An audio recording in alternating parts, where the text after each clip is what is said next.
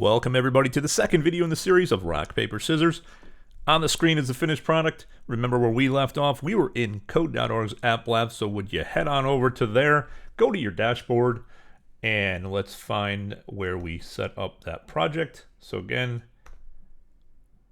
from my dashboard,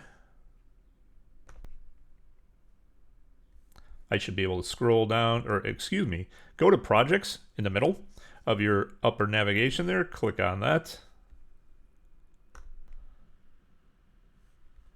And then let's scroll down and open up our application from when we saved it.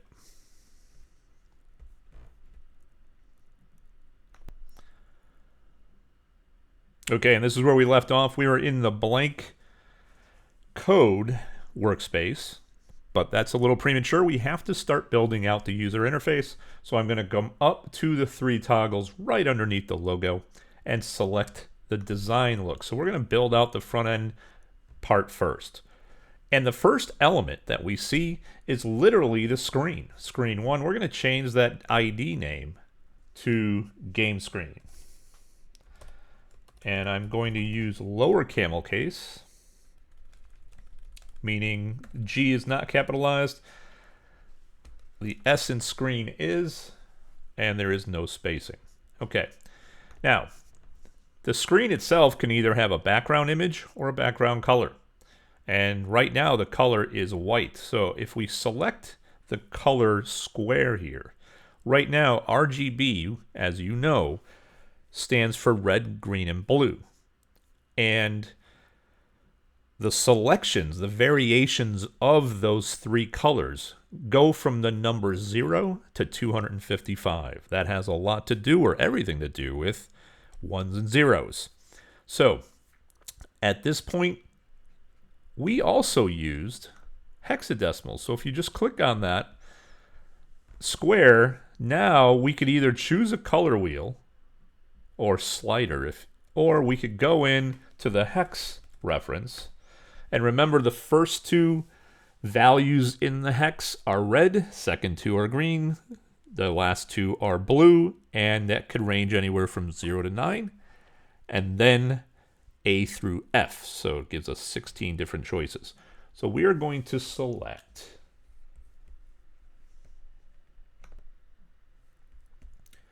okay, we're going to select the following here. I put it in my clipboard. And it is 18122B. Let's hit enter.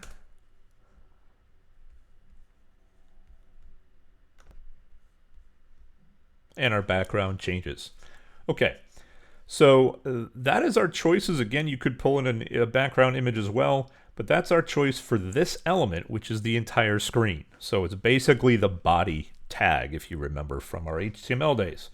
Okay, next up we want to pull in a text area.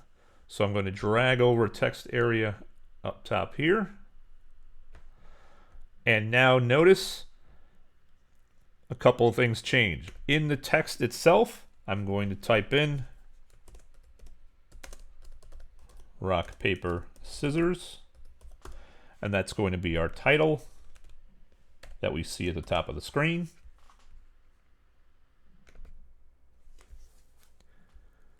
Okay, now on the screen we dragged over a text area, and we'll pause the video momentarily. You want to change all of the CSS elements for that HTML text area. Now this text area, if you remember, it could be like an H1. So on this H1, we're going to change the ID to something a little more appropriate so we identify it when we're talking with JavaScript, so we know what we're talking about. We're going to call this title.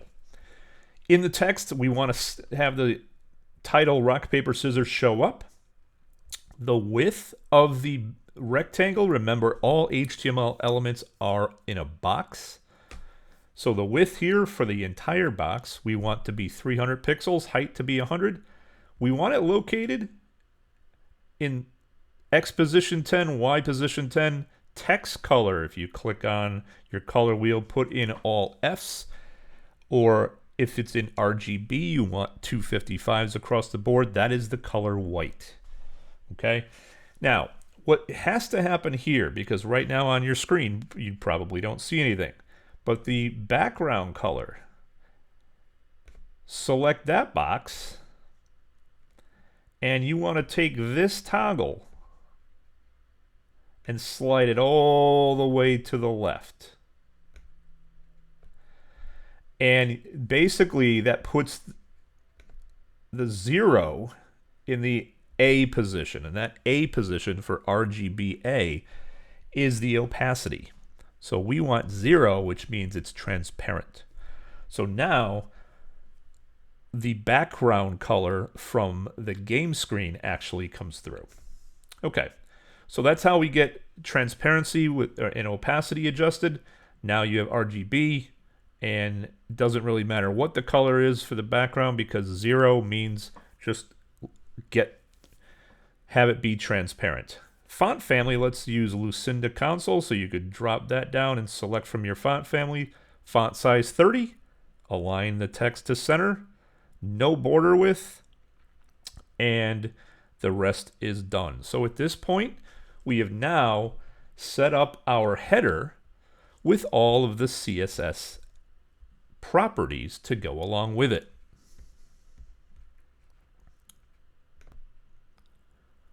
Okay, up next, let's bring in our image elements. So I'm going to select image within the design toolbox and drag that over. And we're going to repeat this. So we're going to do this once and then copy and just change the image. So let's go over to choose. So if you go within properties now, we have image 1.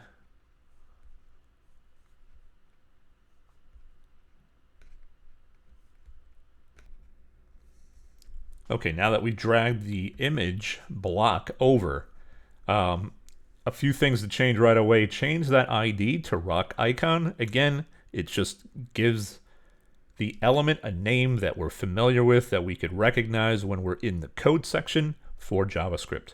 Change the width and height to both 90 pixels each. So now we're just adjusting the width and height of the rectangle that's going to hold the image. And again, this is all HTML and CSS combinations. The Y position changed to 110, and now we come to the image. So right now, select choose. And we get a couple of different options here. We want to go to, we have My Files, where you could upload a file, link to an image, literally just put the URL in for an image that you're going to use. For example, if you're using like Unsplash or something like that. Or we have icons. Now, when you select the icon, if you remember, we actually used one of our projects throughout the year. We used something called Font Awesome, and that's exactly what this is. So we want to type in rock, and there is our hand rock image. So let's select that, and we've brought that into the project.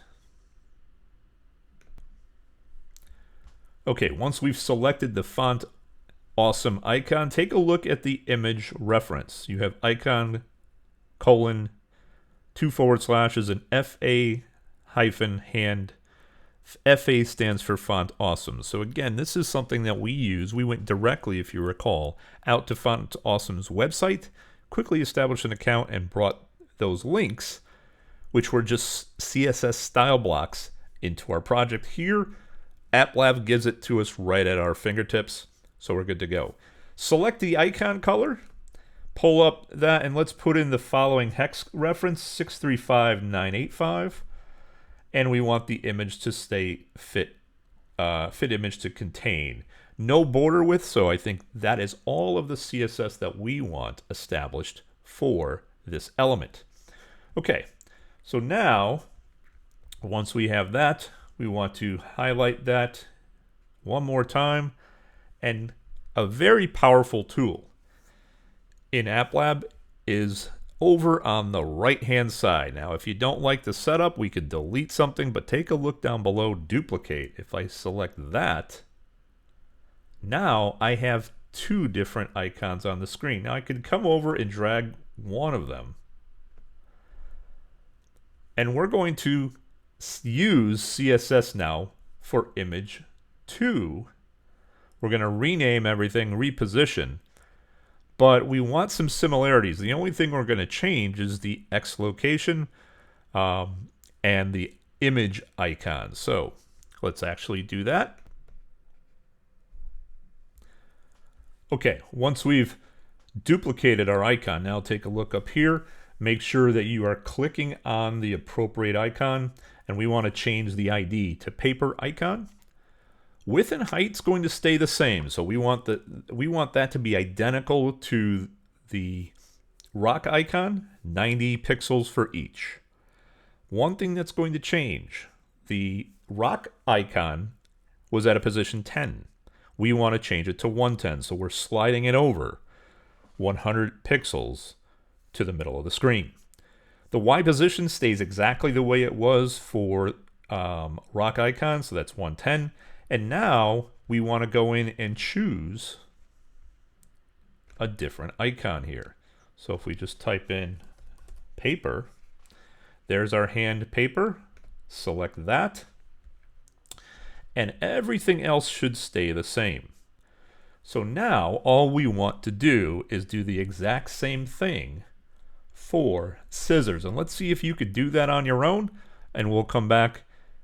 Do you know which two things will need to be changed? If you said the icon image, that's definitely number 1. And if you said the X position, that's number 2. So pause the video. Let's see if you could get this on your own. Okay, let's see how you did. This is the final piece of this video.